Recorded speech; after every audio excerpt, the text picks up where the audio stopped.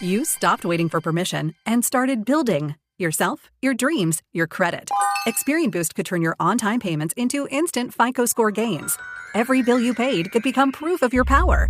Self-made? Absolutely. Self-funded? Experian could help you get there. Download the Experian app today. Results will vary. Not all payments are Boost eligible. Some may not see improved scores or approval odds. Not all lenders use credit information impacted by Experian Boost. See Experian.com for details. Experian. Graduation season is around the corner, and Michael's has everything you need. Whether you're throwing the party of the year or just celebrating your grad's achievement, start with a class of 26 banner. Then add party supplies and frame photos that'll have everyone remembering when. Then bring the wow factor with balloons. Order ahead for delivery or in-store pickup. Shop now to create a celebration as special as they are. 7 things you don't really need to know, but probably should. I'm Jamie East, and this is the Sunday 7. I'm Kira Revens in for Jamie East this week, and on today's episode of the award-winning Sunday 7, we find out how worried we should be about Ebola, prepare for the UK to become a hot country, and explore the 10,000 steps myth. Plus, Will Guyatt, the Smart 7's resident tech guru, looks at big tech stock market plans and checks out the much-hyped Trump phone. If you're enjoying our episodes, please do like and follow us wherever you get your podcast. We're here 7 days a week at 7 a.m. with the 7 biggest stories in the Smart 7 in association with Metro.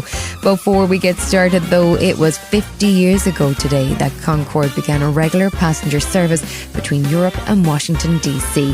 The distinctive plane with a sharp nose travelled at supersonic speeds, and the service, which was a joint venture between British Airways and Air France, ran for 27 years, and it took just 3.5 hours to get to New York. It's been just over 6 years since the start of the COVID-19 pandemic, which saw the world go into lockdown, and a global death toll that is estimated to be at least 7 million people worldwide. It was the first pandemic of its kind in modern times, and it certainly created a heightened awareness and anxiety across the globe about the risks from highly infectious diseases. The world has watched anxiously as we saw a hantavirus outbreak take place on a cruise ship that saw at least 3 people die and passengers placed in ongoing quarantine, as the disease can take up to 7 weeks to develop. While the risk from that disease appears to have passed, this week saw fresh cause for anxiety as the World Health Organization declared an emergency over an outbreak of Ebola in the Democratic Republic of Congo. Director General of the World Health Organization, Dr. Tedros Ghebreysus, and he says that the organization are taking the outbreak very seriously. I immediately convened an emergency committee under the IHR, which met yesterday and agreed that the situation is a public health emergency of international concern, but is not a pandemic emergency. WHO assesses the risk of the epidemic as the high at the national and regional levels and low at the global level. Ebola is a serious and deadly disease that has a high fatality rate. It is a virus that causes a fever initially and can lead to internal and external bleeding. It's spread through contact with infected bodily fluids. This particular outbreak is caused by the rare Bundibugyo species, which hasn't been seen in over a decade.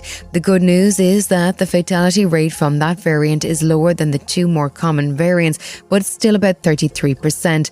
The bad news is that is because the Bundibugyo variant is rarer. There are no approved vaccines for it as of yet, as Dr. Vasee Moorthy, who is a senior research and development advisor at the World Health Organization, explains. There is a RSV Bundibugyo vaccine. So this would be the equivalent of Ervebo, which would be specific for Bundibugyo. There are no doses of this which are currently available for clinical trial. So this needs to be prioritized as the most promising Bundibugyo candidate vaccine. The information that we have is that this is likely to take 6 to 9 months. The outbreak has spread from the Democratic Republic of Congo to Uganda, and Dr. Pontino, Kaleebo, who is the executive director of the Uganda Virus Research Institute, is concerned that without a vaccine, the death toll will rise. It's different. It's different from Zaire. It's different from Sudan. The only vaccine that is licensed is for Ebola Zaire. We are now testing the one for Sudan. It's not yet also licensed. Bundibugyo is a little bit behind. American immunologist Dr. Peter Hotez was a familiar face during the COVID pandemic and spoke out often to counteract misinformation and disinformation. He spoke to CNN this week about the Ebola outbreak and was warning that there are a number of factors that make this a potentially difficult situation. We're about to be tested again because it's looking like this public health emergency of international concern coming out of the eastern part of the Democratic Republic of Congo. For Ebola virus, that's looking like a pretty big deal. It's extensive. We have roughly 250 cases. There was a delay in reporting it, and working in that part of the world is very complicated because it's a conflict zone. There are very few roads. People don't have access to treatment, and of course the U.S. government has pulled out of USAID, so that's let down our ability for diagnosis. So that's what I'm watching very closely. The outbreak is taking place in an active conflict zone, which has made it even more difficult for health authorities to get a firm grip on the outbreak, and the local tradition of bathing and cleaning their dead before burial has previously helped to spread outbreaks further. Rwanda has now closed its border to minimise the risk of its population, and Oxford's Professor of Global Health, Dr. Trudie told Radio 4 that it's crucial to provide expertise on the ground. Getting to understand what the beliefs and behaviours and perceptions are is really important, so we definitely need some local studies and local action to really help educate and inform. And whilst we're waiting for a vaccine, of course, really the best intervention we can have is to make sure that a lot of work is done locally, supported globally, and lots of collaboration to find out just exactly how many cases there are, but also work with the communities to try and prevent infection through education and support locally.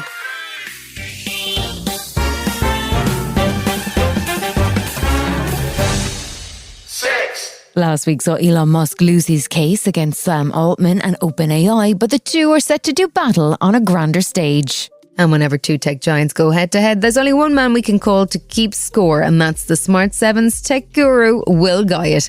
So well, Elon lost in court, but he's still on track to become the world's first trillionaire.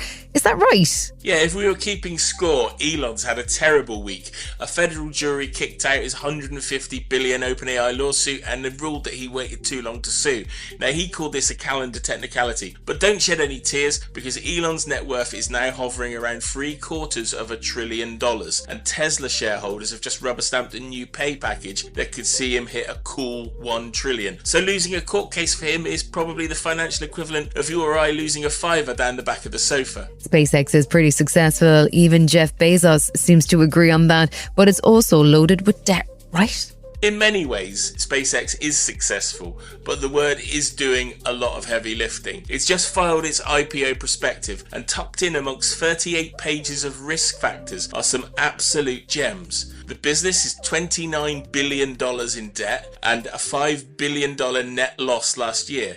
And it's also lost another $4.25 billion in the first quarter of this year alone. And then they calmly flagged that Starship, its big rocket, is prone to, and I quote, rapid unscheduled disassembly. Now that's rocket engineer for it regularly blows up. But yeah, Jeff Bezos also says that space exploration is going to be gigantic, mostly because he'd quite like his big space company to compete with Elon's. And even if it's a public company, Elon's not giving much up of control, is he? Around about a teaspoonful. The filing shows that Musk will retain about 85% of the voting power in this new business. So when public investors buy in at a rumoured $1.75 trillion valuation, they're essentially paying for a luxury seat on Elon Musk's space rocket with your mouth taped shut. Elon's at the controls and you're clinging on for your life at the back next to the loo. So his current arch nemesis, Sam Altman, also seems to be rushing OpenAI towards an IPO.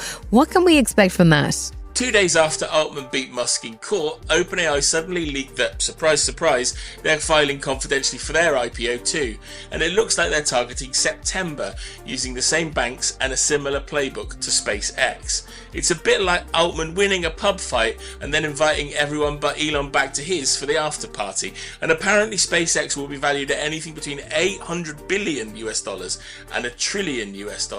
But you can also expect Sam Altman to promise that artificial general intelligence is coming, a bit like the local minicab company promising your car is just round the corner turning into your road. Things aren't going so well for some of the other tech bros though, are they? Meta did another serious round of layoffs this week. 8,000 people, or 10% of its workforce. Zuckerberg sent a memo saying that success isn't a given, which is a pretty wild thing to write when you're sitting on $56 billion in quarterly revenue.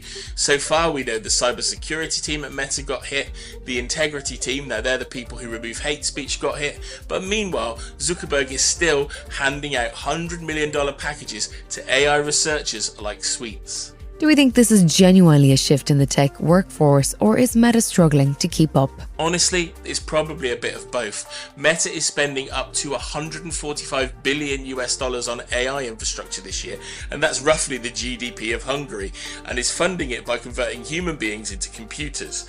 They're also visibly losing the AI race. They're spending big to catch up with OpenAI and Anthropic, and the internal vibe at the company sounds really bleak right now. And finally, the long-awaited Trump mobile phone dropped this week, and well, it's not exactly smoking hot tech, is it? Well, it's definitely smoking, but more like the pile of manure in the field next to my house than they'd want it to be. This $500 gold T1 phone arrived 9 months late, and it's got specs identical to a mid-range 2024 smartphone. And the whole made in the US tagline has been quietly downgraded to proudly assembled in the US. And by assembled, they mean roughly the last 10 components have been put together in Miami on a folding table by a man listening to Kid Rock albums on a loop. The flag on the box has the wrong number of stripes, and the hardware is essentially a reskinned Chinese device. So in reality, it's probably the most American smartphone ever. Overpriced, underdelivered, with a flag slapped on a foreign product. And someone in the family is making money from this. Truly, the Trump experience in a smartphone. Still to come on the Sunday 7 in association with Metro, Jeff Bezos speaks out on AI, and we meet a robot bricklayer.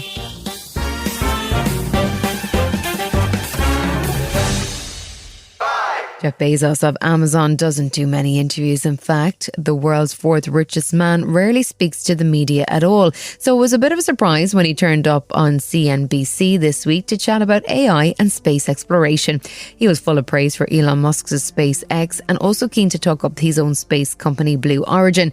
He had thoughts on AI too, waving away concerns that artificial intelligence will lead to widespread job losses. He suggested that the AI experience will be more like someone who was digging a hole with a shovel, suddenly being given a bulldozer instead. The reason they're afraid of that is because all these smart people keep saying that. So there are so many smart people, and they are smart, and they are saying, oh my God, you know, there are going to be no more radiologists because AI can read x-rays better than a radiologist can, and there are going to be no more software engineers because AI can program better than a software engineer can. These people are wrong. What's really going to happen is that it's going to elevate all of these people. It seems slightly implausible in a week where we've seen another round of layoffs in Meta and more companies looking for cost cuts to power investment in AI. The UK government has been enthusiastically positive about the potential for AI and has plans to become an AI power. But former head of Government Office for AI and Professor of AI Practice at King's College London, Sana Khareghani, says we're not ready yet. There's more work required, right? I would like to see the AI bill that was talked about in the original King's speech, because I think putting more work and emphasis around how we put the right guardrails around these technologies will help us get to a situation where we get the best from them.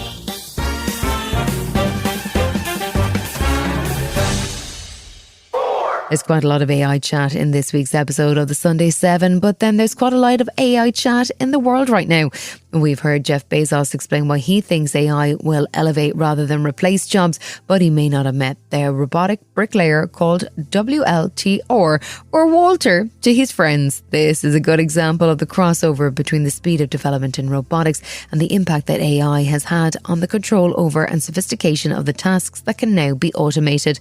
Walter, which stands for Wall-Based Terra-Laying Robot, can do the work of 5 bricklayers, and it is controlled by just one person. That may not be a bad thing, as the UK is currently in the middle of a bricklayer shortage, which estimates that the headcount in the industry is at the lowest levels since the mid-80s, at a time when the government have pledged to build 1.5 million new homes. Dr. Jan Telensky is the founder and CEO of JT's Lifestyle Homes, and Walter is his solution to the ongoing difficulty in finding enough bricklayers. The average age of bricklayer in UK is 46 years, and nobody's learning it, which means in 20 years' time, who is going to build the houses if you need a bricklayer? This robot robot does 5 bricklayers and 1 labourer in 1 hour, operated by 1 man. It works in all weathers, doesn't need scaffolding. It's got all the plans in its head. It works by itself. All you need to do is supply him with the 2 pallets of bricks and it just flies. The tolerance of the wall is 2 millimeters. To achieve that with a bricklayer, it's probably only 1% who is that good. The future is we can bring in the young people to work on a building site because they prefer working rather with robot than doing a manual work. Still to come on the Sunday 7 in association with Metro, warm weather brings talks of climate change and we explore the 10,000 step myth. Right after this. You stopped waiting for permission and started building yourself, your dreams, your credit. Experian Boost could turn your on-time payments into instant FICO score gains. Every bill you paid could become proof of your power. Self-made? Absolutely. Self-funded? Experian could help you get there. Download the Experian app today. Results will vary. Not all payments are Boost eligible. Some may not see improved scores or approval odds. Not all lenders use credit information impacted by Experian Boost. See Experian.com for details. Experian. Graduation season is around the corner, and Michaels has everything you need. Whether you're throwing the party of the year or just celebrating your grad's achievement, start with a class of 26 banner. Then add party supplies and frame photos that'll have everyone remembering when. Then bring the wow factor with balloons. Order ahead for delivery or in-store pickup. Shop now to create a celebration as special as they are. Welcome back.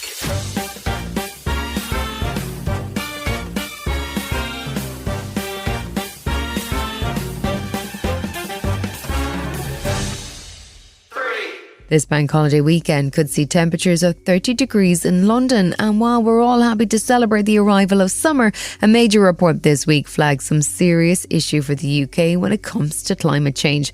The report, which was prepared by the Climate Change Committee, says that the UK needs to start to think like a hot country as we face future temperatures in the 40s. That means some fundamental changes in our approach to things like air conditioning, which will need to be installed in care homes, hospitals and schools. And the UK will also need to set a maximum temperature restriction for working outdoors, something that is common in countries where temperatures regularly exceed 40 degrees during summer months. Baroness Brown is the chair of the Adaptation Committee for the CCC, and she says the world as we know it is about to change. We're really not used to extreme heat, and we need to adapt to understand that we are becoming a hot country. You know, we've seen 40 degrees C temperatures for the first time in 2022. By 2050, a hot summer, well, we will regularly see 40 degrees C temperatures. A hot summer could be 43, even 45 degrees C maximum temperatures. 10,000 heat-related deaths could result. So it's absolutely crucial that we really focus on keeping vulnerable people cool. Yes, we should do that with shading. We should do it with trees wherever we can. But we have to recognise that we are going to need to use mechanical cooling, to use air conditioning. Emily Schuckberg is the Director of Climate Action Group Cambridge Zero and a Professor of Environmental Data Science. And she says that the fluctuation in climate, which can lead to increased threats of flooding, may have a huge impact on Britain's farmers and life across the UK. Last year, we had very, very hot summer, hottest summer on record in the UK. Also, the driest spring in the last 100 years in England, and that had a really dramatic effect on our farming community. So there are estimates that our arable farmers lost about £800 million worth through the impacts of those extreme weather conditions. We're concerned about the health impacts of climate change, the spread of diseases, where we're starting to see, as a consequence of climate change, mosquitoes that spread diseases moving into new parts of the world where they haven't previously been. We're worried about migration, and so people who can no longer sustain a living in the area they traditionally lived, moving because they want to find a place where they can live sustainably into the future, and then the knock-on impacts of that. So there are multiple different ways in which, both here in the UK directly, but also where climate change affecting elsewhere in the world indirectly has an impact on us in the UK.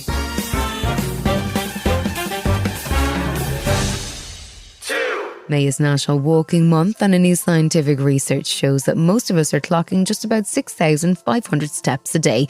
That's less than we're supposed to be doing, and a survey by the Ordnance Survey suggests that the popular idea that we're supposed to do 10,000 steps a day actually puts people off keeping track of their exercise. 53% of people surveyed said they failed to hit the target, and nearly 40% say their daily step count makes them feel guilty. So, what is the official step target? The Lancet says it should be about 7,000 steps, which is a level that shows positive health benefits.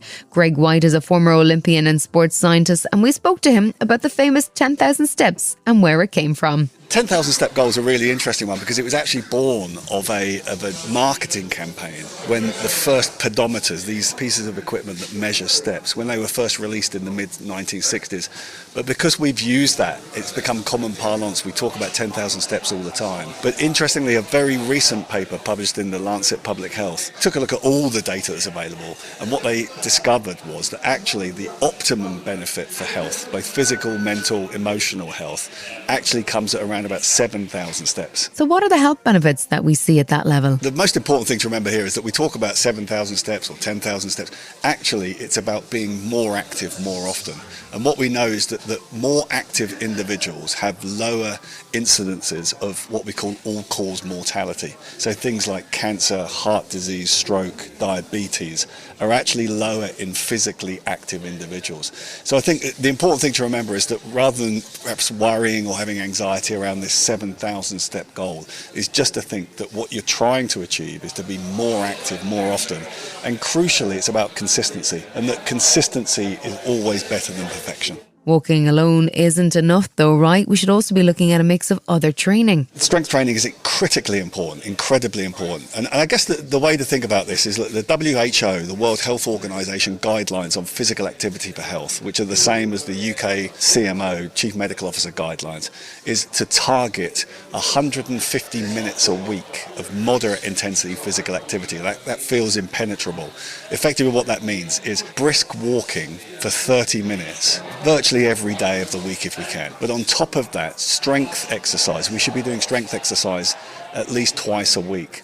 And that strength exercise is really incredibly important when it comes to muscle and mobility, flexibility, stability and frailty, particularly as we age. The key message here really is that we want to be as active as we can, as regularly as we can, and actually a wide variety of activities is really important. It's not just about stepping. And the great thing about that is that a mix of activities is often more interesting and so therefore easier to motivate yourself to be active. It can be next to impossible though with our busy lives to find a full 30 minutes or more to spend on exercise. Any suggestions on how to get fit when you have a full schedule? Think about that as a meal. Now if you've got 30 minutes and you've got access to the facilities, remember that the great outdoors is open, it is free to access and free for everybody. If you've got 30 minutes, that's absolutely wonderful. But rather than thinking, if we treat that as the meal, what we can do is we can actually take that meal and dissect it into snacks. And think about snacking with exercise. Look, if you can get 10 minutes in the morning, 10 minutes at lunchtime, 10 minutes in the evening, that will work just as well. And the great thing about that is that it makes sure that you are active across the day rather than a single hit once a day. So to some extent, dissecting it and putting it into smaller, manageable packages throughout the day is probably a better way to approach it. And if you can't face another trudge around the block? Here is probably the reason that we've done the work with Ordnance Survey, looking at the great outdoors, what we often call the green gym. Now, the wonderful thing about just stepping out your front door, and I think, remember that you don't have to live in the countryside to enjoy it. You know, urban activity is fantastic, exploring those new places.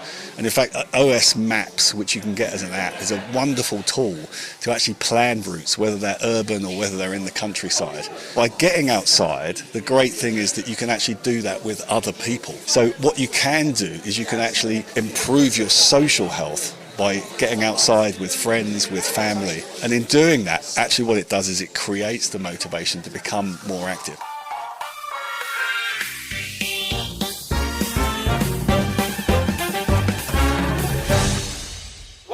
Coral reefs are crucial parts of the ocean ecosystem, with new research suggesting that the health of the reefs has a direct impact on the fish populations in the surrounding area. Italian artist Marco Barotti has come up with a unique idea to help stimulate the reefs off the coast of Jamaica. which is a project that sees waterproof speakers installed which play the sounds of a healthy reef to attract fish to the area. Sound has always been the core of my work, right? But never at this level. If a reef is alive with sound, it's most likely to stay alive, right? And repopulate. When reefs degrades, they grow silent. Marco is definitely onto something, and research published in the journal Nature shows that a similar experiment on the part of the Great Barrier Reef saw a doubling in the fish population in a period of just 6 weeks. Reefs are important because even though they cover just 1% of the ocean floor, they support 25% of marine life and act as a natural barrier for ocean life against storms. Leanne Rando is a second-generation scuba diver who runs a scuba diving centre in Jamaica, and she says any solution that sees the reef come back to help is a positive. I'm at this point where let's try everything. It is getting quieter. It's getting quieter. It's really sad to say that I've seen the degradation a lot in the past 10 years. This has been the Sunday 7. Wherever you're listening, do us a favour and hit the follow button. We'll be back tomorrow at 7 a.m. with the regular Smart 7. Have a great rest of your weekend. Written, produced and published by Daft Doris. Graduation season is around the corner, and Michaels has everything you need. Whether you're throwing the party of the year or just celebrating your grad's achievement, start with a class of 26 banner. Then add party supplies and frame photos that'll have everyone remembering when. Then bring the wow factor with balloons. Order ahead for delivery or in-store pickup. Shop now to create a celebration as special as they are. Hi, it's Paige from Giggly Squad, and this episode is sponsored by Experian Boost. Summer glow up? Check. Credit glow up? Even better. Boost your credit scores instantly by getting credit for bills you're already paying. Your phone, utilities, rent, and insurance.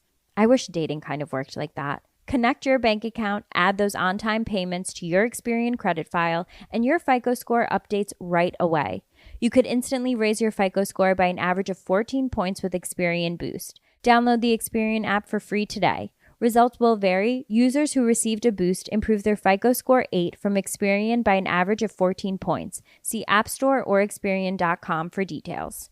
Results will vary. Not all payments are boost eligible. Users who received a boost improved their FICO score 8 from Experian by an average of 14 points. Some may not see improved scores or approval odds. Not all lenders use Experian credit files. And not all lenders use scores impacted by Experian Boost. See Experian.com for details.